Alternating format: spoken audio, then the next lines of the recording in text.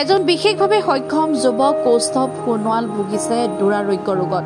তিনিচুকীয়া জিলাৰ লক্ষীপথাৰ লাওপতি গাঁৱৰ নিবাসী যুৱকজন 4 মাহ ধৰি ভুগি আছে জটিল ৰোগত। চিকিৎসাৰ বাবে প্ৰয়োজন লক্ষাধিক টকাৰ। পিতৃহীন কৌস্তভ আৰু পৰিয়াল এতিয়া বিপাঙত পৰিছে। পুত্ৰৰ চিকিৎসাত মাতৃৰ চকুত চকুলো।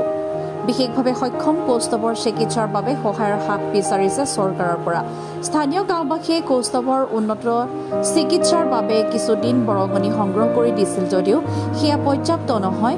কোনো সুহৃদয়বান ব্যক্তিয়ে আৰ্থিক অনুদান আগবঢ়াব বিচাৰিলে পৰিয়ালৰ 6000095805 মোবাইল নম্বৰত যোগাযোগ কৰিবলৈ পৰিয়ালৰ লোকে আহ্বান জনাইছে। অসহায় কৌস্তভৰ মাতৃৰ লগতে গয়া ৰাইজে সংবাদ মাধ্যমৰ জৰিয়তে বিষয়টো মুখ্যমন্ত্ৰী ডক্টৰ হিমন্ত বিশ্ব শৰ্মাক সহায় ভিক্ষা বিচাৰিছে। ইপিনে ডিগবৈ বিধায়ক সুৰেন ফুকন, তিনিচুকীয়াৰ বিধায়ক সঞ্জয় কিষাণক পাৰ্যমানে আৰ্থিক সাহায্যৰ বাবে আহ্বান জনাইছে। ডিগবৈৰ পৰা বিজয় সূত্ৰধৰৰ report, Asom north east news live.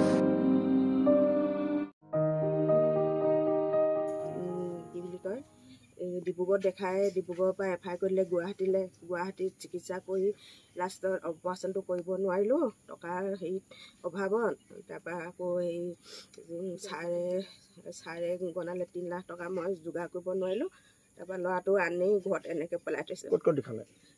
ডিব্ৰুগড়ত দেখালোঁ। ডিব্ৰুগড়ৰ পৰা দেখাই এফআই কৰিলে গুৱাহাটীলৈ। কি হৈছে বুলি কৈছে? কেঞ্চাৰ হৈছে বুলি ক'লে। কিমান দিনৰ পৰা? এইটো 4 মাহমান হৈছে এইটো বেমাৰটো হোৱা। তাৰপৰা 4 মাহ পিছত যেতিয়া চিকিৎসা কৰিব নোৱাৰা দুখতে আৰু ভৰিটো ফুলি আহিছে এনেকৈ। ল'ৰাটোৰ নামটো? কৌস্তভ সোণোৱাল। কি আহ্বান কৰিব চৰকাৰলৈ?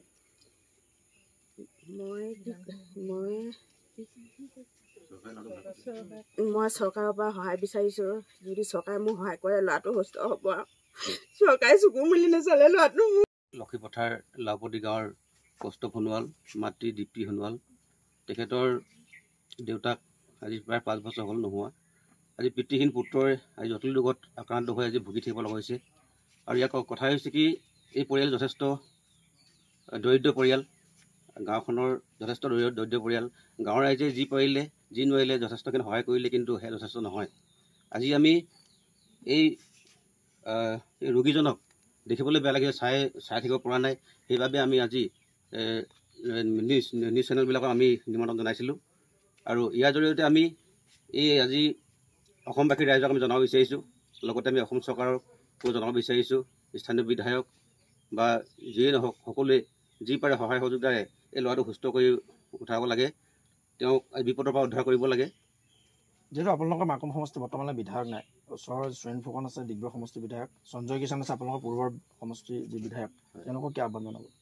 হয়, আমি সঞ্জয় কিষাণ ডাঙৰীয়াক আমি আগতে পাইছিলোঁ। আমাৰ আগতে বিধায়ক আছিল, কিন্তু তেওঁ আজি বৰ্তমান বিধায়ক ইয়াত নোহোৱা বুলি ভাবি তেওঁ হয়তো আমাৰ লক্ষীপথাৰত প্ৰৱেশ কৰা তেওঁ প্ৰৱেশ নকৰে আজিকালি, আমি দেখা নাই। তো তেওঁকো আমি মিডিয়াৰ জৰিয়তে আহ্বান জনাইছোঁ। তেওঁ এটা সময় এই পঞ্চায়তটো তেওঁ এটা অন্তৰ্গত আছিলে। সেইবাবে আমি আজি এই পৰিয়ালটিক তেওঁ যি পাৰে সহযোগ কৰি এই ল'ৰাটোক যেন সুস্থ কৰি তুলিব লাগে।